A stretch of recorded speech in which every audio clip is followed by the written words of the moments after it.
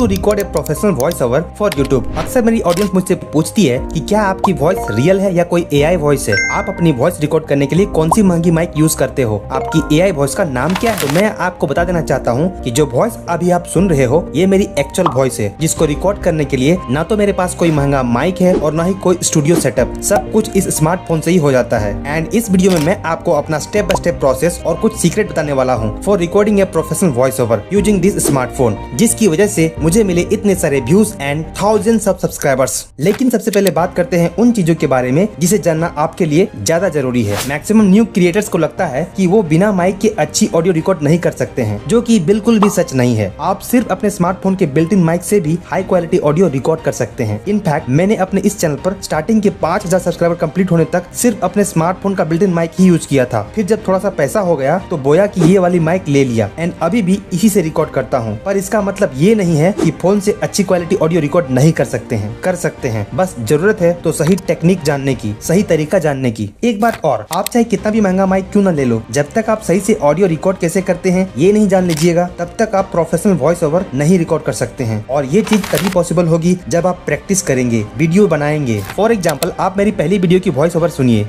मनोज दे, जिसे कोई स्कैमर कहता है तो कोई यूट्यूब मास्टरमाइंड कहता है। अगर आप भी एक यूट्यूबर हो तो कभी न कभी उसकी वीडियो जरूर देखी होगी।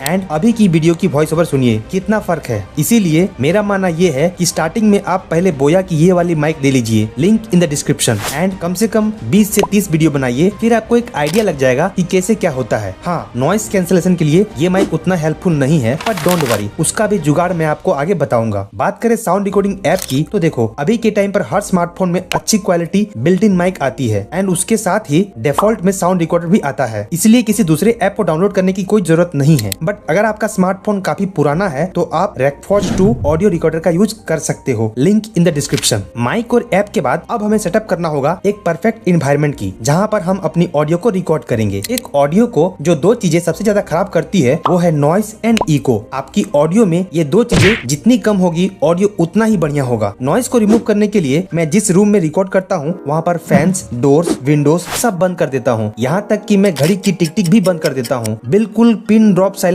मेंटेन करता हूँ। बट अगर आप किसी ऐसे जगह पे रहते हो जहाँ पर काफी शोर शराबा होते रहता है तो आप ट्राई करना कि देर रात 11-12 बजे जग करके या तो फिर सुबह जल्दी 4 से 5 बजे उठ करके रिकॉर्ड करना, क्योंकि उस समय हमारे आसपास का वातावरण बिल्कुल शांत रहता है। एंड इस तरह करके आप नॉइस को बहुत हद तक कम कर सकते हो। उसके बाद हमको रिमूव करनी है इको, मतलब आपकी आवाज गूंजनी नहीं चाहिए। आपके रूम में जितना ज्यादा खाली स्पेस होगा इको उतना ही ज्यादा होगा, इसलिए रूम को सामान से भर दीजिए, जैसे कपड़ा, पिलो, बुक्स, कर्टन्स वगैरह वगैरह। इको रिमूव करने का सबसे बेस्ट तरीका ये है कि आप किसी ऐसे अलमीरा के पास अपना फोन या माइक रखकर रिकॉर्ड करिए जिसमें कपड़े ही कपड़े हो। इससे इको बहुत हद तक कम हो जाएगा एंड आपकी क्लैरिटी इंक्रीज हो जाएगी। ऑलराइट गाइस, इतना सब करने के बाद अब हम अपनी वॉइस रिकॉर्ड करने के लिए पूरी तरह से तैयार हैं। लेकिन रिकॉर्डिंग स्टार्ट करने से पहले आपको कुछ बातों का विशेष ध्यान रखना होगा। जैसे कि पॉइंट नंबर 1, रिकॉर्डिंग करने से पहले अपनी स्क्रिप्ट को एटलीस्ट 2 से 3 बार जरूर पढ़िए। एंड अगर आपको लगे कि स्क्रिप्ट में कुछ वर्ड छूट गए हैं तो उनको लिखिए, जैसे कि किंतु, परंतु, पर, वर, फुल स्टॉप, कोमा इत्यादि। आपको स्क्रिप्ट के बाहर कुछ भी नहीं बोलना है। पॉइंट नंबर 2, पूरी स्क्रिप्ट को एक साथ मत रिकॉर्ड करिए, उसको 3 से 4 पार्ट में डिवाइड कर दीजिए एंड हर पार्ट को रिकॉर्ड करने के बाद कुछ देर ब्रेक लीजिए, थोड़ा सा पानी पीजिए। ऐसा करने से आप ज्यादा स्ट्रेस फील नहीं करिएगा एंड आपकी ऑडियो क्वालिटी अच्छी होगी। पॉइंट नंबर 3, एक बात आप जान लीजिए कि स्टार्टिंग में आपको बहुत टाइम लगेगा। एक ही स्क्रिप्ट को 2 से 3 बार रिकॉर्डिंग करना पड़ेगा और ये हर किसी के साथ होता है, मेरे साथ भी हुआ था। फिर जब आप एक्सपीरियंस्ड हो जाइएगा तो तुरंत हो जाएगा, इसलिए परेशान होने की कोई जरूरत नहीं है। पॉइंट नंबर 4, रिकॉर्डिंग के टाइम आप खड़े होकर रिकॉर्ड करिए, क्योंकि खड़े होकर रिकॉर्ड करने से आप अच्छे से बोल पाइएगा एंड अपनी वॉइस को अच्छे से कंट्रोल कर पाइएगा। पॉइंट नंबर 5, एंड जब आप रिकॉर्ड करिएगा तो अपनी स्क्रिप्ट को पास रखिए एंड माइक या फिर फोन को अपने फेस से 2 से 3 इंच की दूरी पर रखिए, क्योंकि अगर ज्यादा पास रखिएगा तो आपके मुंह से जो स,